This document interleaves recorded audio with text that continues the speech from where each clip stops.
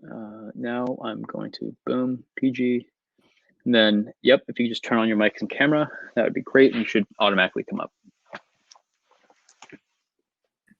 Fantastic. So another quick point, when you're presenting, keep an eye on the chat because people might just ask questions in the chat as you're presenting. And maybe if you want to address some of them like right away. And then also people will start populate the Q&A section. But yeah, many people actually write directly in the chat, so keep an eye on that as well. Okay, and so I see the chat like in this gray box, that general chat. This is the chat. Correct. Yeah. Precisely. Okay, and then let me just try to share my screen. Pap. 1 second. Presenter view. Tell me how you feel about the way this looks, because let me just share application window. Okay, you see how like it's not the full screen? That's and then fine. If you do it like this, Great. It's slightly bigger. People can go full screen by clicking the top right.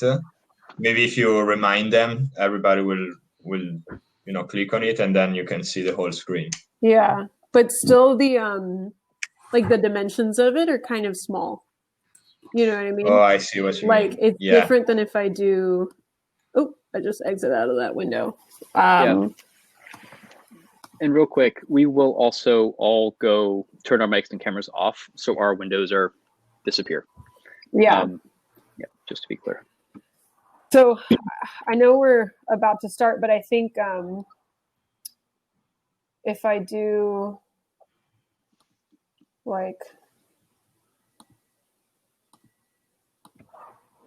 this and then like, that's better. Yeah, right? That's awesome. Yeah, okay, that works great. So we'll do it like that. Cool. So we have around 1, 2, 2. Thanks, people are coming in. Yep. I'm gonna hop off. Cool. I guess we're already in present mode. See you guys later. See ya. Great. We're gonna get started. Hello, everybody. My name is Cameron Dennis from the Blockchain Acceleration Foundation. I will actually introduce the speakers very shortly, but real quick, BAF is a 501c3 nonprofit. We start accredited blockchain courses at universities. We get people jobs in this space. We organize focus groups. We do research, a lot of cool stuff, just a bunch of awesome people getting together to push this industry forward. I'm here with Angela Liu from Blockchain at UCLA, and I will let you take it away. Hi, everybody. I'm Angela. I am the co-president of Blockchain at UCLA, and it's my pleasure to introduce Elena. She does product marketing at Electric Coin Company, which is the team behind Zcash. Thanks, Angela. Happy Thursday, everyone. My name is Elena. As Cameron and Angela introduced me, I just want to start out by saying I'm a huge fan of the Blockchain Acceleration Foundation, all the work that they do. They've been a resource for me when I was in grad school and when I graduated. So just like huge shout out to the work behind that project, particularly Cameron. I know you do a lot. And UCLA, thank you for inviting me to speak about Zcash. So let's get started. This presentation, I've timed it out to be, if I could get the slides to move forward. Ooh, yes. So the presentation I've timed out to be about 30 to 35 minutes. If you have questions, drop them in the chat. But it's really meant to be accessible to a wide variety of audiences. Like if you're new to crypto and just starting out, I tried to make the information accessible to you. And if you're kind of an old hat, if you've played around with crypto and you're looking for something more hands-on, there's also something in here for you. So I work at Electric Coin Company. We're the team behind Zcash. So we're one of the teams behind Zcash, I should say. We launched the cryptocurrency in 2016, and along with the Zcash Foundation and several other open source developer groups, we help maintain the Zcash protocol. And why do we do this? Why do we spend day in and day out working on Zcash? We do it because there's a really strong commitment to our belief that everyone deserves privacy. And privacy is important because it's necessary to protect economic prosperity and individual freedoms. I'll talk a little bit about this later in the presentation, but I like to start off with that because it is such a big part of our protocol, our project, and our mission. All right, so there's, just like I said, something in here for everybody. Over the next 35 minutes, I'm going to cover these 4 main areas. First, just a basic explanation of what Zcash is. Then I'll kind of explain some key concepts that are unique to Zcash. And if you're new to cryptocurrencies, some of these key concepts will also help you understand how Zcash kind of fits within the larger cryptocurrency industry. I'll go over a little bit of the history of the project and some main Zcash milestones, as well as what we have on our roadmap for the next couple of quarters. And then I'll end on kind of some real world examples of the importance of financial privacy and economic freedom. So, because it's Thursday, I just wanted to start kind of with this slide. I was joking with Cameron a little bit earlier, like, I feel like my life is a webinar. 2020 has just been one giant Zoom call. So before we jump into like 40 minutes of advanced cryptography, I think it'd be helpful for people to just share like what their energy level is. Like, it's Thursday, we're in election season. If you're in the United States, feel free to like say in the chat, are you curious? Are you intimidating? Are you bored already? Like, this is really important to hear from the audience, kind of like what energy you're bringing to the table, because it'll help drive our conversation. Ooh, somebody's feeling electric. That's awesome. As a member of the Electric Coin Company team, that's music to my ears. So yeah, if we were in pre-K, this would be the time where the teacher tells you to get out of your chair and like wiggle your hands in the air and just reset the energy before we get into the presentation. So thank you for humoring me. Now let's get into kind of like, oh yeah. So like I said, there's going to be an opportunity for people who want to do hands-on Zcash shielded transactions.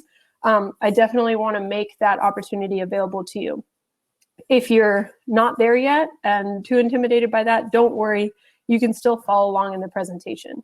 So if you are interested in hands-on shielded Zcash transactions, I recommend using one of these or all 3 of these tools. ZecWallet.co is a Zcash shielded wallet. They do shielded and transparent support, but they work on desktop and iOS. If you're an Android user, Nighthawk Wallet is a really good option. And then once you have your wallet, you definitely want something to do with it. So Zec Pages is something we'll explore in this presentation, and they're basically an anonymous messaging board. So those are 3 resources that while you're downloading them, while you're playing around with them, I'll kick off the presentation. So let's talk about a basic explanation for Zcash.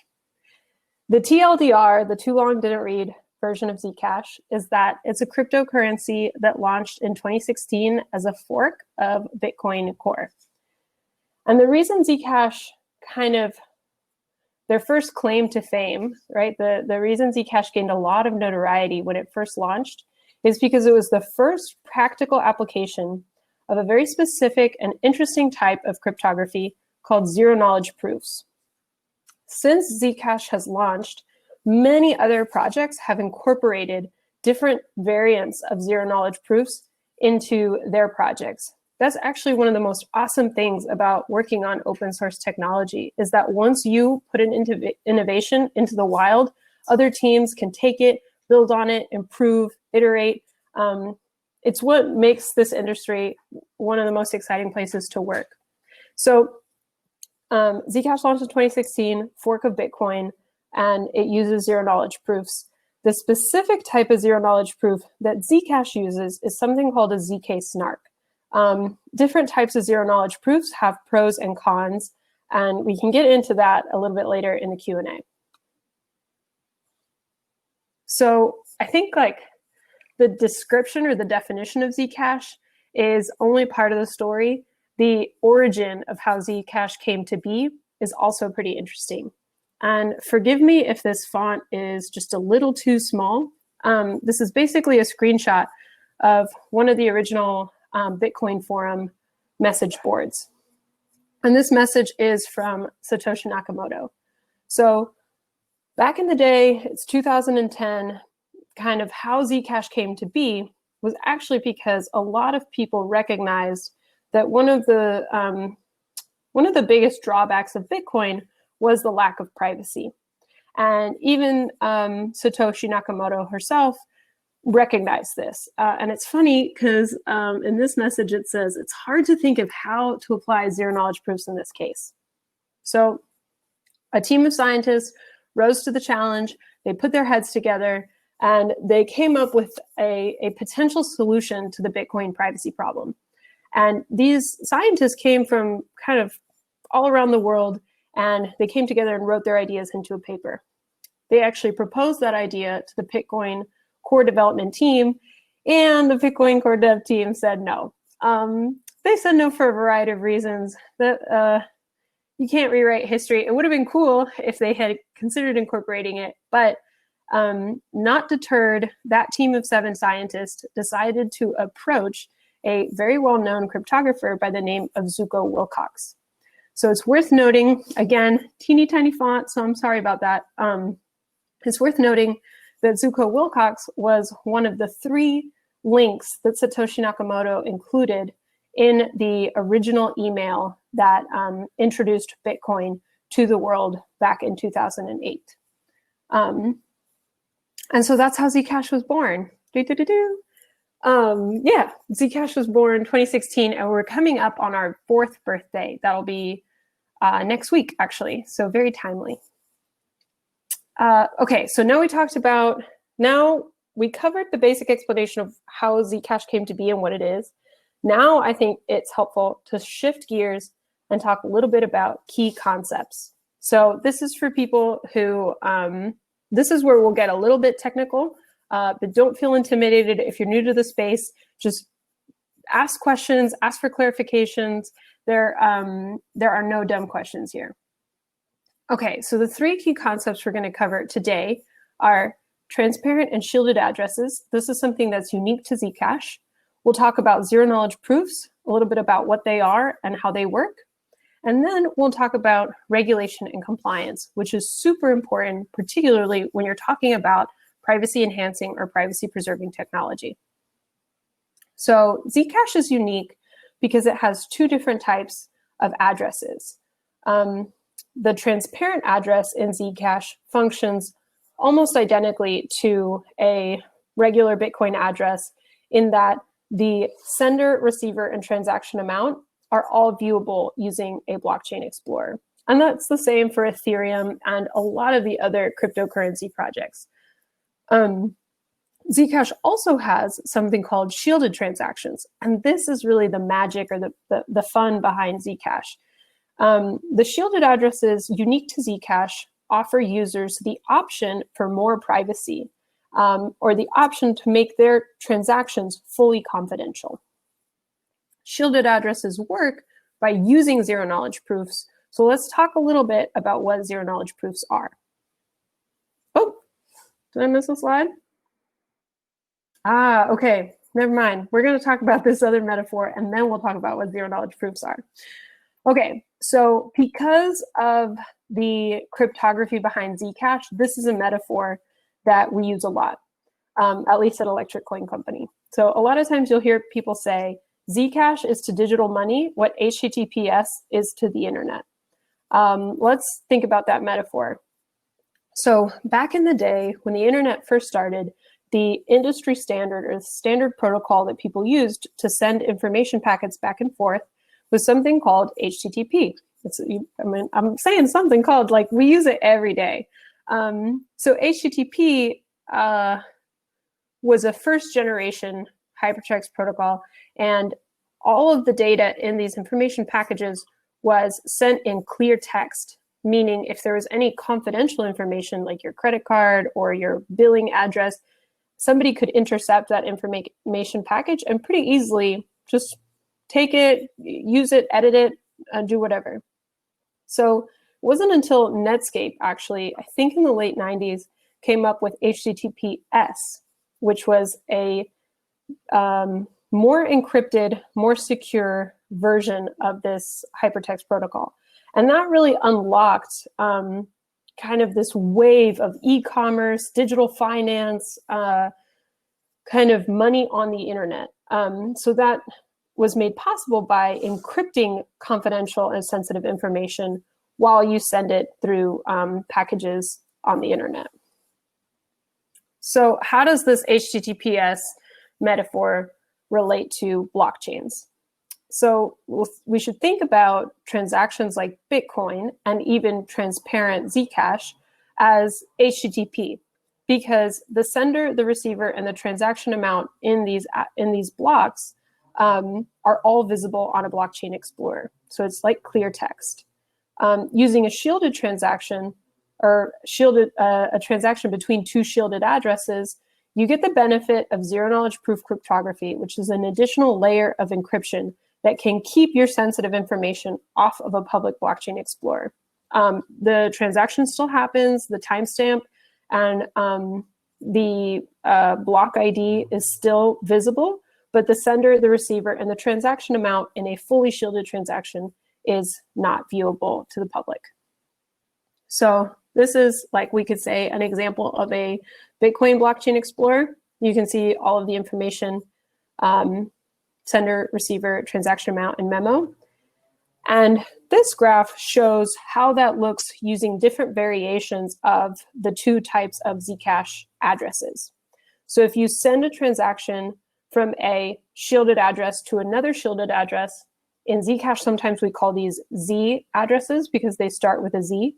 All of the information related to that transaction is shielded. So it doesn't show up on a blockchain explorer. If you do a shielded address to a transparent address, then only the information from the receiving end is visible. So that's the recipient and a memo and the transaction amount, and so on and so forth, all the way to a fully transparent transaction, which is T to T. And you can see, just like you would in a Bitcoin blockchain explorer, the sender, the receiver, and the transaction amount are all visible. So another thing that's unique to Zcash is this thing called viewing keys. So as this technology matures, as more and more people adopt cryptocurrencies, it's really important to keep in mind kind of the circumstances that end users, what their needs are, what the demands are for people in their day-to-day different use cases. So if I'm a merchant and I'm selling coffee, I need to, and I respect users' privacy, I need to have a way to confirm that one person who shows up to my store saying, hey, I just bought coffee, I need to have a way of confirming kind of that their payment ties to this transaction.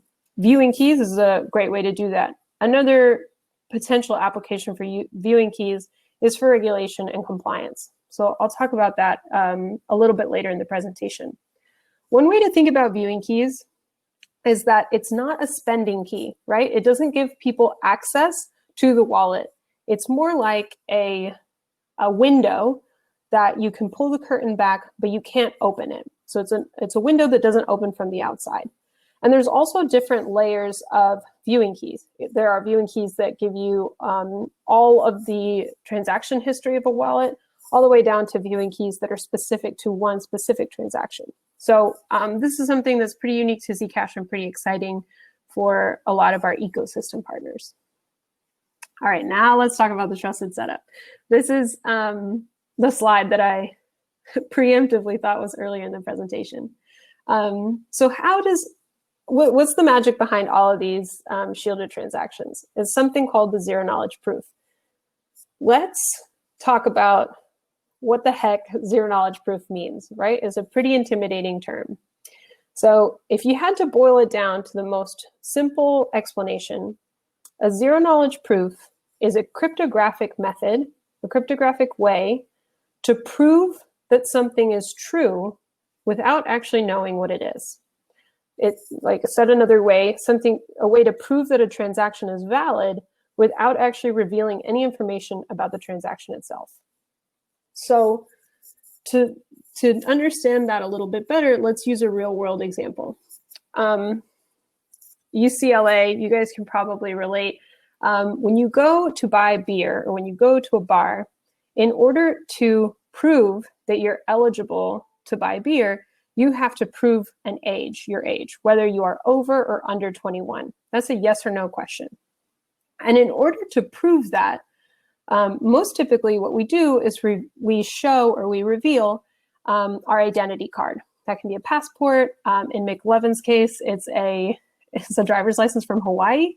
But in the process of using that as a proof, you're actually leaking a lot more data that is completely irrelevant to answering the question of whether or not you are 21.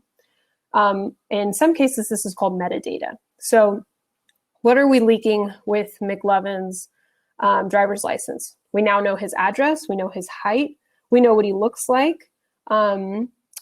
We might, in some states, know like whether or not he's willing to donate his organs to science. None of that has anything to do with whether or not he's old enough to drink.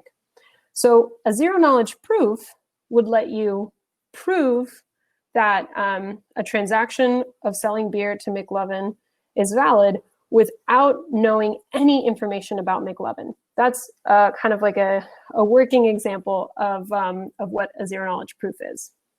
So the type of zero-knowledge proof that we use in Zcash is something called a ZK snark.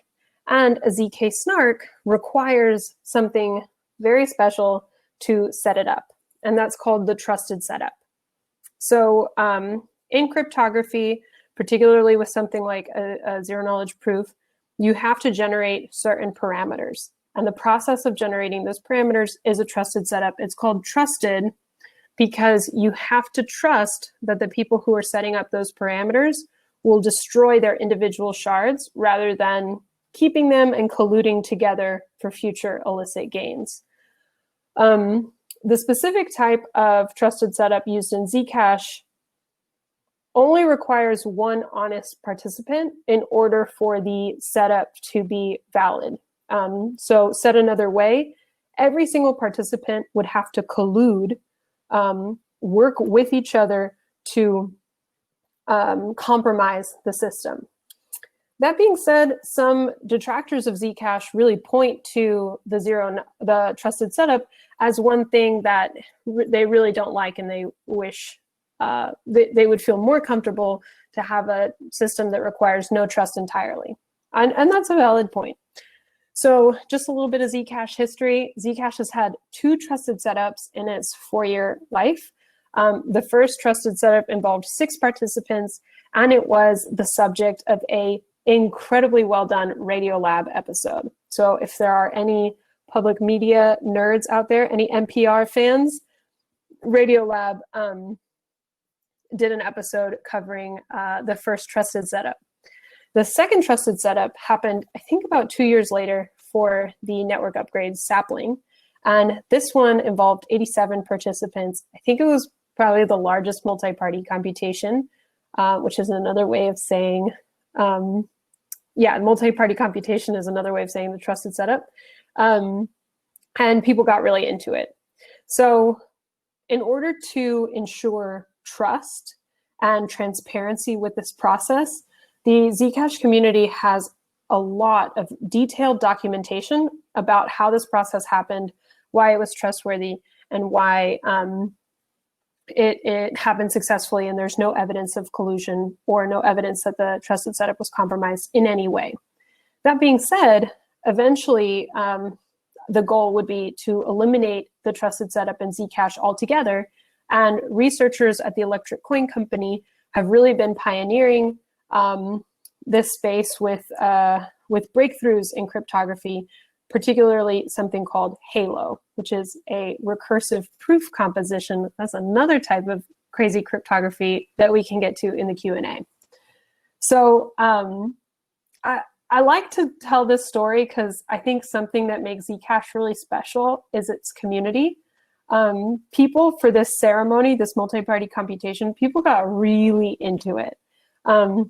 Particularly the powers of tau, which was the second multi-party computation that involved 87 participants. So essentially what you have to do is each participant, using randomness that they generate however they want to generate, creates a shard of the parameters that then all together creates the entire parameters that will be used for setting up the ZK snarks. Some people used rolling dice as the source of entropy. Other people, I don't know how they used their cat in a shower, but that was another example of the lengths that people went to. And then on the bottom left corner is my favorite example, Andrew Miller, and I think Ryan Pierce is his name. They hired a private jet and used radioactive waste from Chernobyl to use the source of entropy as the source of entropy to generate their part of the parameters in this ceremony. And then of course, after you generate the parameters, you want to destroy all evidence of it. So people had some pretty heavy metal photo shoots of destroying their computers. Kind of like if anybody has seen the movie Office Space, that scene where in their field and they're just smashing those fax machines. So yes, that's a little bit of the Zcash lore. And moving from that really exciting topic, we're just going to dive right into regulation and compliance. This is something we take super seriously at Electric Coin Company. And I would say it probably sets us a little bit apart from other projects and groups working on privacy enhancing or privacy preserving technology. Just a few examples. So the Electric Coin Company, as it relates to FATF and the travel rule, went out and kind of asked legal experts, people who regulatory experts in the space, to give opinions on whether or not Zcash was compliant with FATF guidelines and the travel rule. And we strongly feel that Zcash is compliant, and we've issued several letters and blog posts to that effect, kind of explaining how and why. Another example, another win for Zcash from a regulation perspective was early on in the protocol's history, NYDFS approved Gemini listing Zcash. And this was a huge win because Gemini is, of course, one of the most heavily regulated exchanges in our industry. And then most recently, second to most recently, ECC kind of contracted the RAND Corporation, the RAND company, to do an independent research on Zcash's use in illicit or criminal markets. And we did this because we really wanted to know kind of like what is the activity observable activity that we can see in the space, and is it being used for something that, isn't really in line with values at the Electric Coin Company. And then the RAND report found no evidence for any substantive use of Zcash for illicit activity. And they actually said in the report, one of the main reasons that they attribute that to is that Zcash as a brand is one that has signaled in the market it's very regulatorily proactive and compliant. So that's definitely something we work really hard to do. We want people, we strongly believe that if privacy is going to be protected, it needs to be protected within existing regulatory frameworks. Otherwise, it's always going to be a fringe thing, and the maximum amount of people won't benefit from digital privacy, and that's ultimately our goal. Oh, Jax asked, what is FATF? This is, I think it's like Financial Activity Task Force, but it's a global regulatory body that essentially tries to kind of control money laundering and illicit activity, and they do so by issuing regulatory guidelines that financial services all around the world should adhere to. I think that's kind of a más o menos answer. That's like a non-lawyer, non-regulator answer. Okay, and then the biggest win, the most exciting thing that has happened in the regulation and compliance space recently is Gemini has really made like one huge leap forward as far as advancing privacy for its users, but also privacy in the industry by allowing for shielded Zcash withdrawals from the exchange. So for people new to cryptocurrency, this might not seem like a big deal, but it's really important to point out a lot of regulated exchanges feel that there's a risk with taking certain types of cryptocurrencies. And currencies that protect privacy often fall in that category. Zcash has always been working very closely with Gemini to hear their concerns, to address those compliance concerns. And it's just so many years in the making to get shielded support on a Gemini exchange in this way. And then I'll also point out here that Zcash is a very widely supported cryptocurrency across many exchanges. So you'll probably, if you're new to crypto, I'll share this for your benefit, you might see Zcash on Binance or Zcash on Coinbase, but the specific type of Zcash transaction that they support is that transparent transaction, or that transparent address that I mentioned earlier. It's a little bit different to support shielded addresses and transactions between shielded addresses. So, okay, guys, we are moving right along. Look at us. We're 30 minutes in and halfway through the presentation. Now I'm going to breeze through some project milestones and next steps. Then I'll talk about the importance of financial privacy with some real-world examples.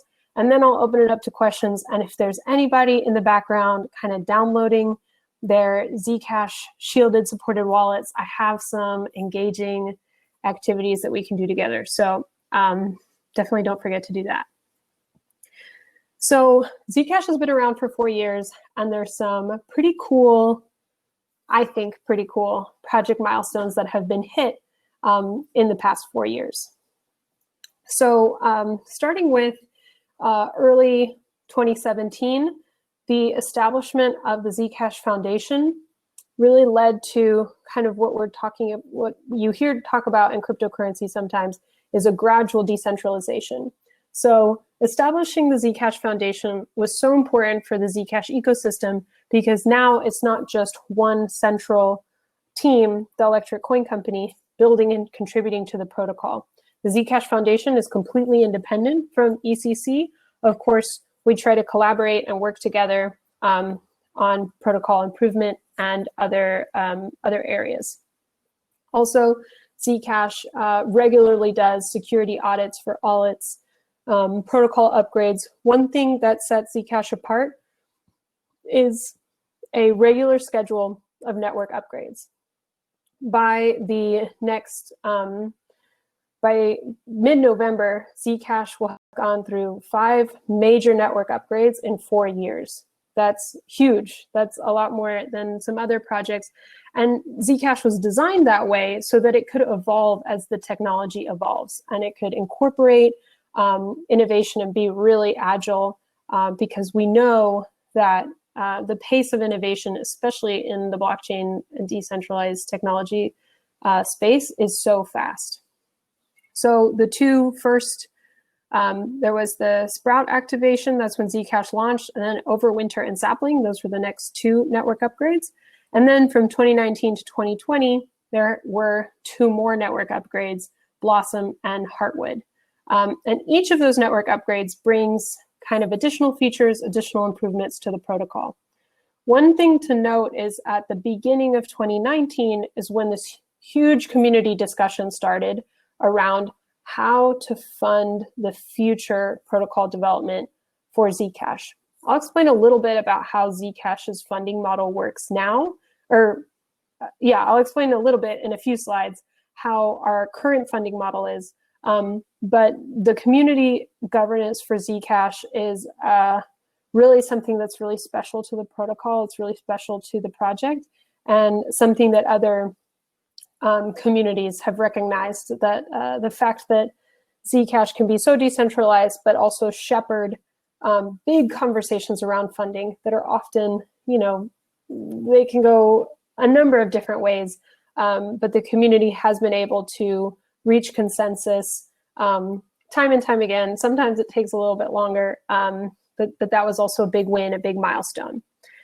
And the next big milestone on the horizon is, of course, Zcash's first halvening is on November 18th, and it coincides with our next network upgrade. So let's talk a little bit about what the future of Zcash is going to look like. The first halvening, I almost wish we could raise hands, or this was like a classroom, like who knows what a halvening is? If you're familiar with crypto, this concept might not be foreign to you, might not be new to you. Bitcoin has gone through, I believe, 4 halvenings at this point. So essentially what a halvening is every so often, the emission of new coins into the circulating supply is reduced by half. And this is a way to control the amount of supply in the network so that the network isn't flooded with coins, and therefore the value of the coins doesn't hold or doesn't stay stable. Not all coins do this. This is definitely a protocol design choice, but since Zcash is a fork of Bitcoin, Zcash inherited this protocol design of the 4-year halving of the emissions rate.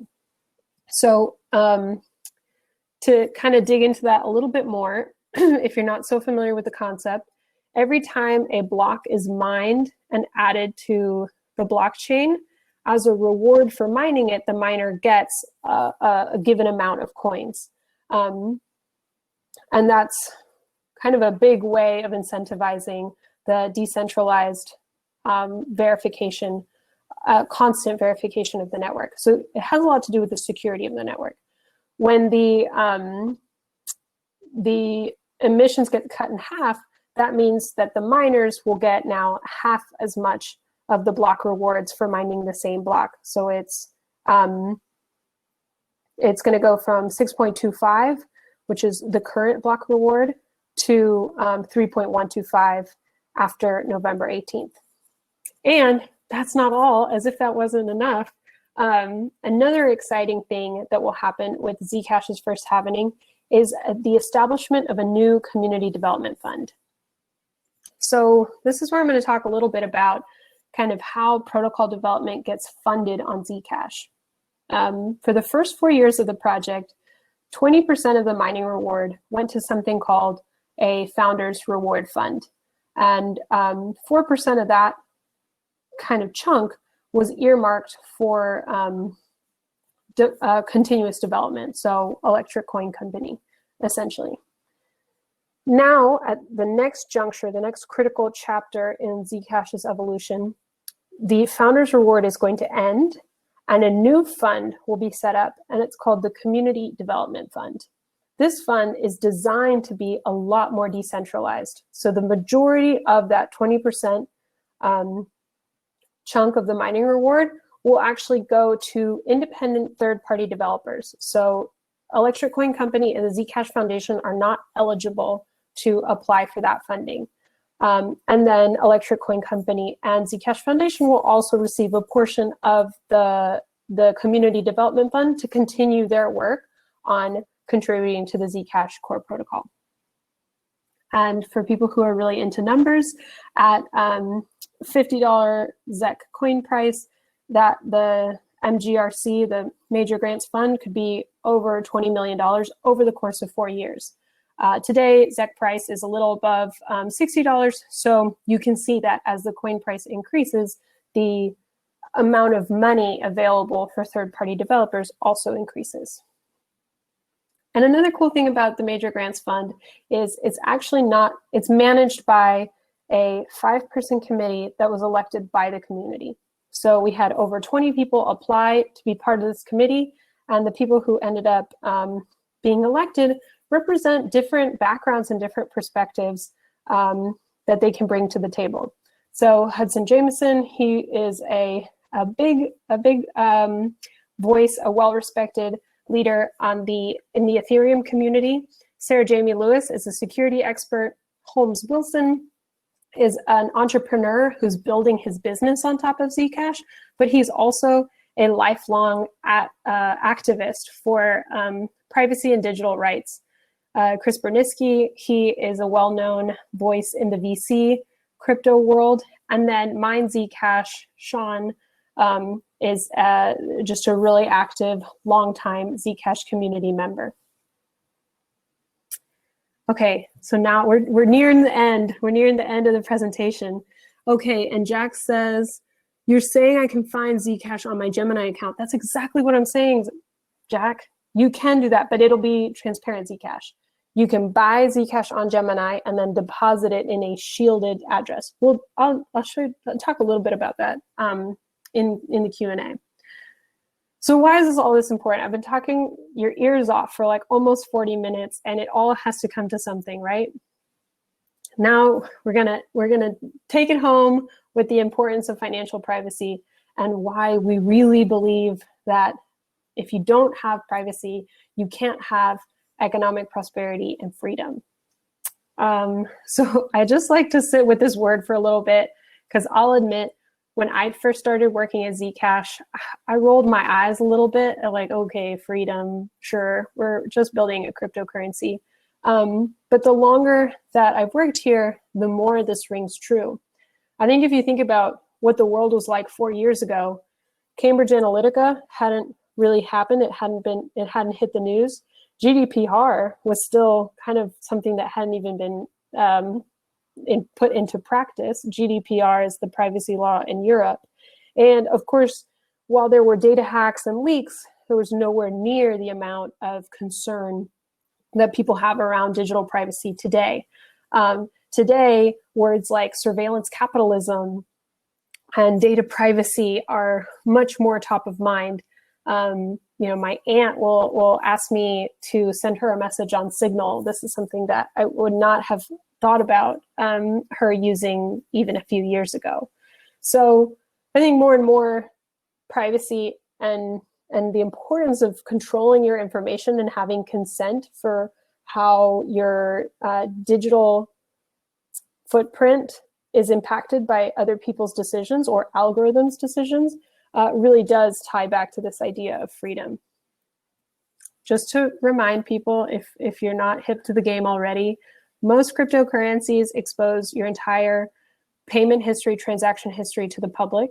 And that means the sender, the receiver, and the transaction amount are all visible on a blockchain explorer. Also, there's a lot of different approaches to preserving privacy. This is something that everybody in the crypto space recognizes is a problem that needs to be solved. And these solutions happen both at the protocol level, this is like the basic layer 1 Zcash level, but also on the application layer. So there are wallets that will mix coins to obfuscate and delink your transactions. There's a lot of approaches in this space. I happen to think Zcash is one of the best ones, but of course, the more the merrier. And now with that little pause, let's talk about why privacy is important. So privacy, I think a lot of times people start with the big thing like, oh, privacy is important for activists and privacy is important, but privacy is important for all of us in our everyday, personal, little lives. You certainly don't want to get stalked by your ex on Venmo. And so keeping your financial transaction history private has a real benefit for all of us. But then it is also important on that global macro level. This picture is one I use all the time in presentations because it's such a powerful visual. These are protesters in Hong Kong lining up to buy metro tickets with cash because they felt that their digital payment systems, like their Octopus cards or their Alipay or WeChat, would be susceptible to government surveillance. And so that's why they resorted to cash in an ever-increasing digital world. And of course, privacy in cryptocurrencies is almost a daily conversation. So you can track Ethereum addresses, you can track Bitcoin addresses. Companies like Chainalysis and Elliptic have very successful business models just built on top of the idea that you can track and monitor activity on chain. And then I'll kind of end on this note. There's a saying that I love: if you tell me who your friends are, I'll tell you what your values are. And thankfully, Zcash has a lot of good friends. So this is Edward Snowden. He's a privacy advocate and a free speech advocate. He says, arguing that you don't care about privacy because you have nothing to hide is like arguing that you don't care about free speech because you have nothing to say. And he also said, Zcash privacy technology is one of the most interesting alternatives to Bitcoin, because while Bitcoin is great, if it isn't private, it isn't safe. So that is the long and short of it. If anybody asks you kind of like, why are these crazy people building Zcash? I think a good response is, we are really doing this because we believe that financial privacy and a free and open currency, right? This is one of many things that Zcash has, is important to empower people ultimately with economic freedom in a digital world. So that's it. That's what I got. We can discuss. We can do some trivia. I can give away some Zcash. You guys tell me. And Angela, I don't know if you want to jump in and ask some questions, but I know I covered a lot of ground in what looks like 40 minutes, but I hope it was helpful. There's some questions in the Q&A. I don't know if you can see them. Let's see. Okay, yes. Do you want me to go through them one by one? Yeah, I think there's one with one vote, so you could hit that one first, and you can just like pick and choose or whatever you decide. Sweet. Okay. So the first question is, does Zcash provide a way for maintaining network level privacy, like to hide your location from transactions sent to a meme pool, or even masking network usage from ISPs? There is naturally quite a bit of discussion about this, or has been kind of throughout the history of the project. Particularly, people are really interested with like, how can Zcash integrate with Tor, the onion router?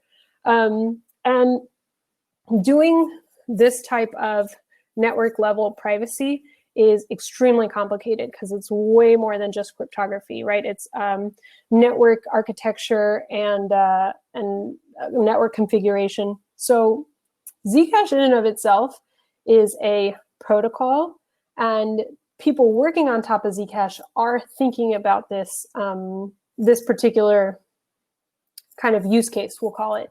And you can find a lot of that in our documentation. So I can share that link afterwards, but yes, people are thinking about it. But Zcash in and of itself doesn't directly provide a solution for that network layer privacy question, as in information happening outside of the protocol transactions. Another question, how much of not finding evidence for illicit activity is a function of Zcash not being famous or used enough? Are there anything specific that you do that prevents, say, money laundering? Excellent question. I get it all the time. Yeah, I think Zcash detractors will quickly point to, of course, there's no illicit activity. Nobody's using that thing. And I would say that that's not exactly what the data shows. So Zcash is frequently among the top 10 or top 15 most used coins. I think I actually have a slide for that because I get it so much. And I'm being snarky just because I'm snarky. I'm not being snarky because it's not a good question. So let's look at,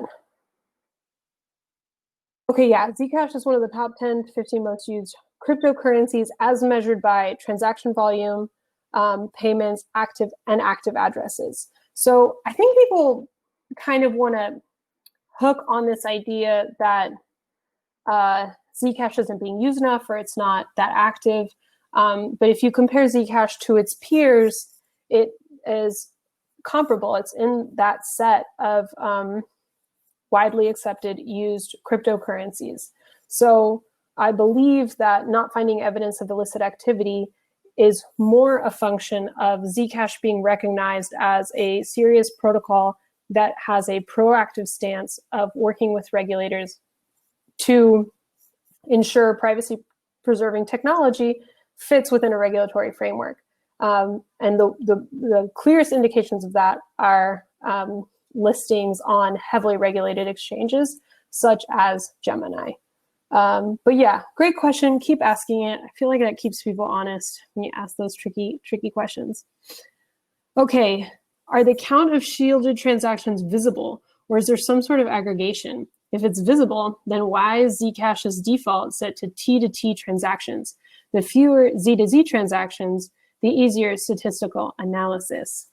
Excellent question. There's a couple of layers here. One is, yes, you can see there are statistics in the Zcash or adoption metrics, analytics, whatever you want to call it, in the Zcash community forum. They're updated monthly for Zcash adoption, shielded adoption numbers. And then the question, why is Zcash's default set to T-to-T? I think it's helpful to understand that you have to understand the incentives for ecosystem partners like wallets and exchanges for adopting and supporting new projects. So for a lot of people, when Zcash first started, supporting transparent addresses because they were most similar to Bitcoin was not that heavy of a technical lift. Supporting something like shielded addresses at that time, we're talking a few years ago or maybe even a year ago, was a much heavier technical lift.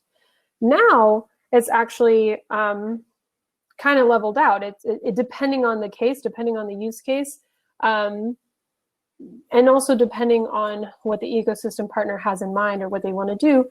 Shielded support can be done with the right amount of resources, just like transparent support can be done with the right amount of resources. So let's actually look at some shielded numbers. This chart, oh, sorry for almost 10 minutes. But this is a chart on shielded transaction volume. The green is transparent. So it is like most of the transactions every month are transparent.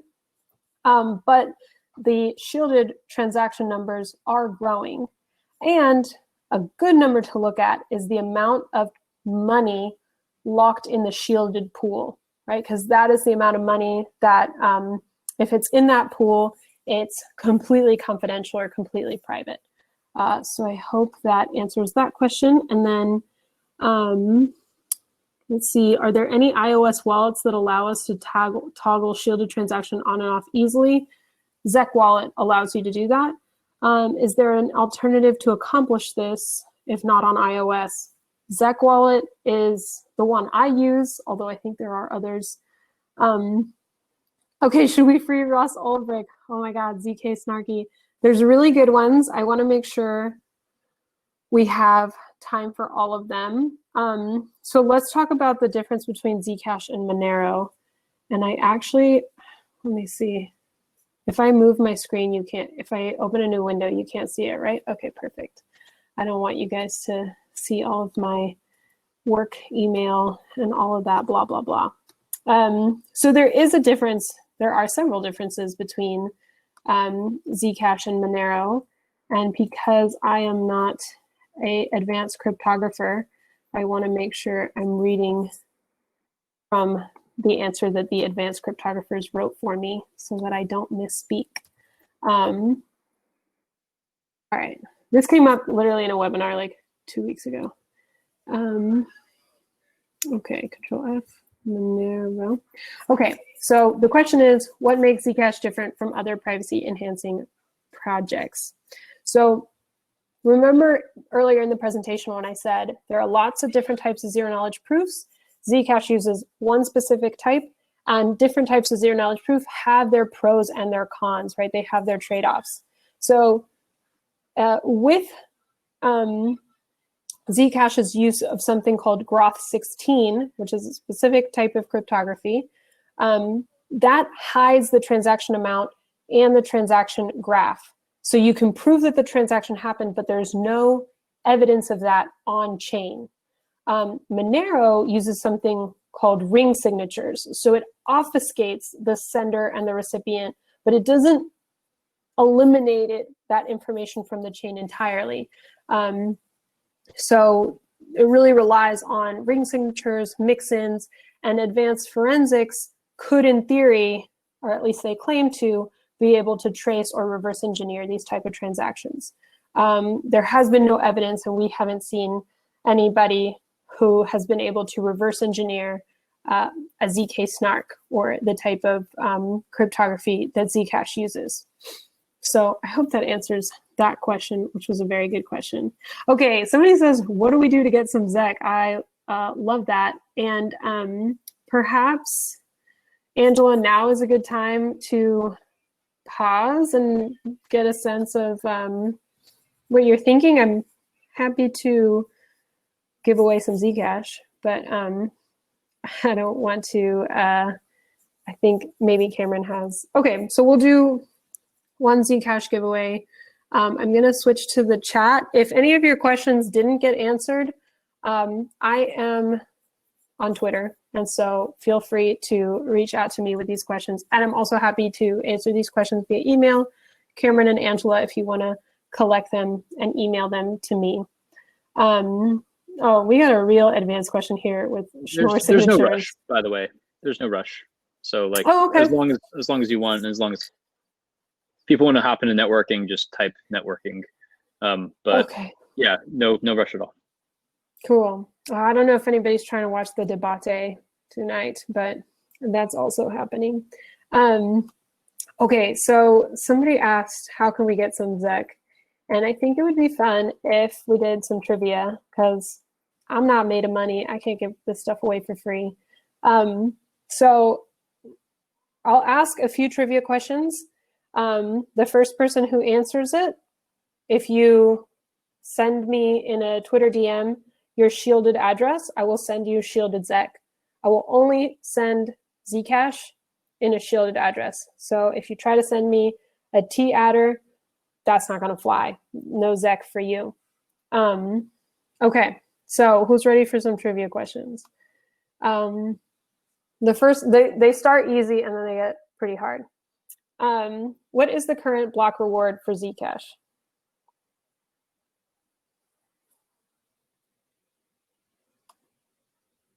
Let's see. Obviously, the person who wanted some Zec didn't want it that badly. I'm gonna upload that. Okay, somebody said 12.5 in the Q&A chat. And then, oh, okay. All right. Amar, you win, because Cameron and PG, you run the show, so you guys are not eligible. We'll try like one or two more questions to see how people go. Google lies. Okay, name, this one's also kind of hard, so this will be like a $5 Zcash prize. Name one of the 7 founding scientists for Zcash. And this is open book, like you can definitely Google these answers for the 22 people online and probably on a different tab right now. Yes, Samuel Tang, you got this. And then Guyan Gi, I hope I pronounced your name correctly. Zuko is not one of the 7 founding scientists. That's a common misconception. He was contacted by the 7 founding scientists to launch Zcash. So, so far I have Amar and dude from MIT and Samuel as winners. Okay. How many people were involved in the Powers of Tau ceremony? This is also another $5 question. 7, wrong. 11, wrong. It's a lot higher than that.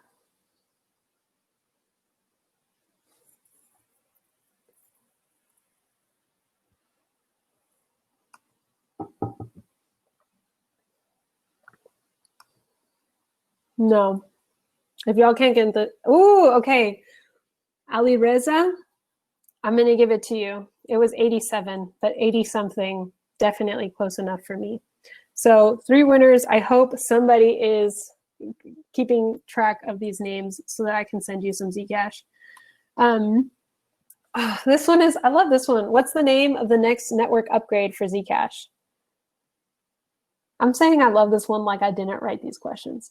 But I totally did. Halo 3 is the wrong answer. But it does rhyme with Halo 3. And it's a feature of rainforests, actually.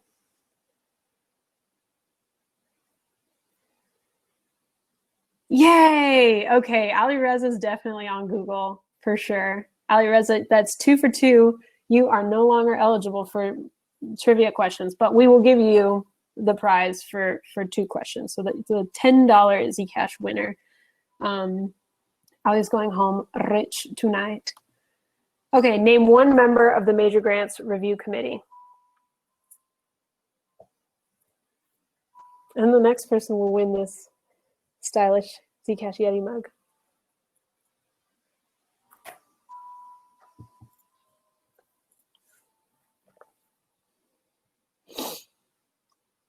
No takers?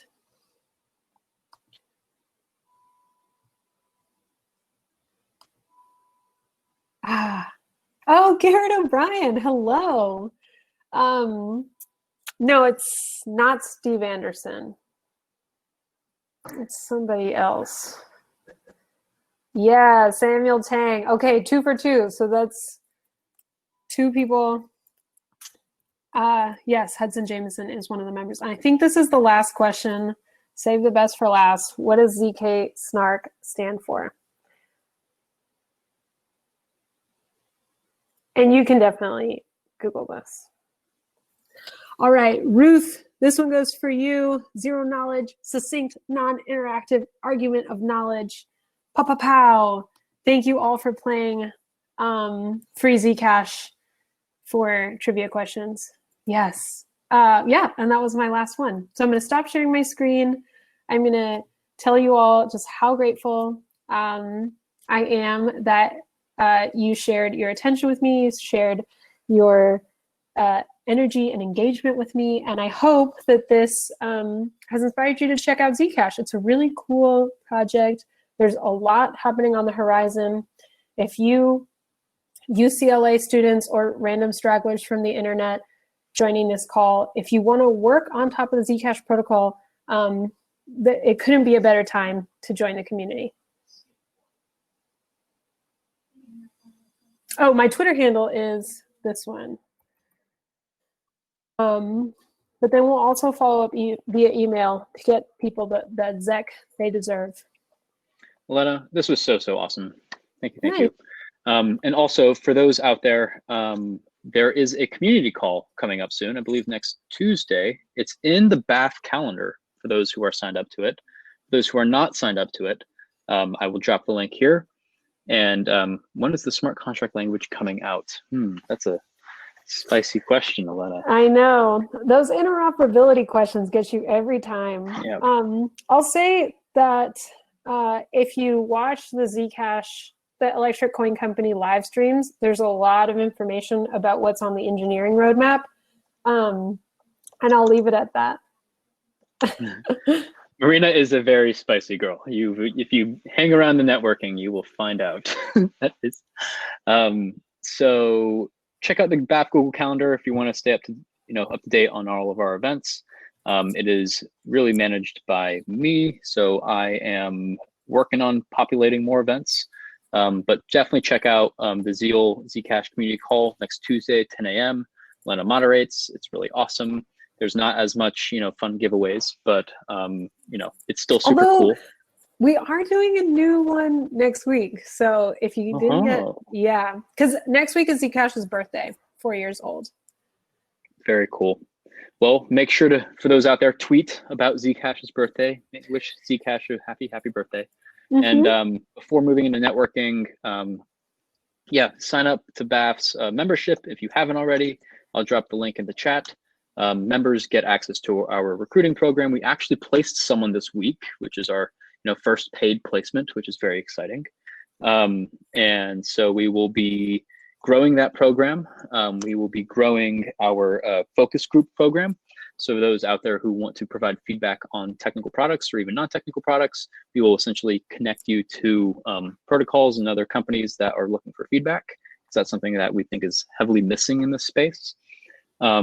Also, regarding events, next week, we will be running an event all about BAF, like giving you an update of what we've been doing on the back end of things that aren't events. There's a lot of exciting stuff going on. So I will push that to the community later. For those who are not signed up for our Discord either, you will get a link once you fill out the membership application. Besides that, donate if you want. We are 100% volunteer run. This is, for the community, by the community. So in order to keep this machine going, we want to, and also it's all tax exempt. So if you donate to us, you get to write that off on your taxes at the end of the year, which is very nice, especially if you donate crypto.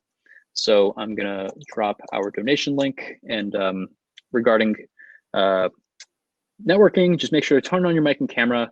We'll be hanging around. I'm gonna go probably watch the debate in probably 45 minutes or so, but I'll definitely stick around. Love to see all your wonderful faces. And that's about it. We will all chat soon. Thank you again, Elena. Thank you again, Angela, for making this happen. And we will all stay in touch. See you networking. Oh, Angela. Any last words from your end? No, it was a great event. Thank you, Elena, for speaking. Yeah, of course. Good luck on everybody. If you're studying or just living life in 2020, stay well. It's a crazy time. All right. See you guys networking.